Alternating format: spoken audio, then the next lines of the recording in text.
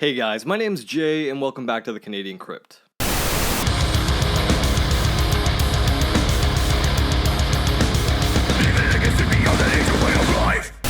Hey guys, welcome back to the channel. I hope you're all doing well. I hope you're all having a great weekend. Today we're going to be taking a look at an 80s slasher film. Now for me personally, 80s slasher films have always been my go-to comfort movies.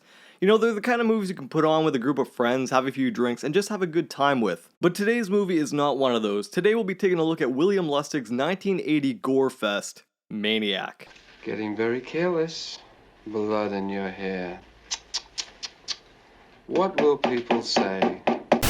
Maniac was directed by William Lustig and stars Joe Spinell and Caroline Munroe. The film tells the story of Frank Zito, a deranged psychopath who stalks the streets in New York on a hunt for young women to kill before removing their scalps for his growing collection. Maniac is so much more than your average slasher film. If anything, it's more of a character study with slasher elements. Unlike most slasher films, Maniac focuses heavily on the killer and gives you an up-close and personal look at his struggle with trauma and mental illness, which is something you don't see nearly enough of in slasher films. Usually you're focused on a group of friends throughout the film with the occasional appearance of the killer, but that's what really draws me to Maniac. You're watching the entire film through the eyes of the killer, which is something I'd like to see a lot more of in slasher films. Maniac also has this raw, gritty look to it, which gives you this tense, uncomfortable feeling that lingers throughout the duration of the film. It almost looks too real for comfort at times, which is why I think Maniac is such an effective film. Another thing I really liked about Maniac was the character of Frank Zito himself. From one moment, he'd go from this brutal killer with no remorse to this well-put-together, charismatic ladies' man. And I thought Joe Spinell absolutely killed that performance. It was extremely believable, and I don't think the film would be nearly as effective if you had someone else playing the role. To be honest, Maniac is full of amazing acting performances overall. I also thought the kill scenes were extremely well executed, and a big reason for that is because Tom Savini was in charge of the makeup and practical effects. And not only did he do the practical effects, he also had a role in the film where he blew his own head off. And in my opinion, I think it's one of the best head explosion scenes in film history.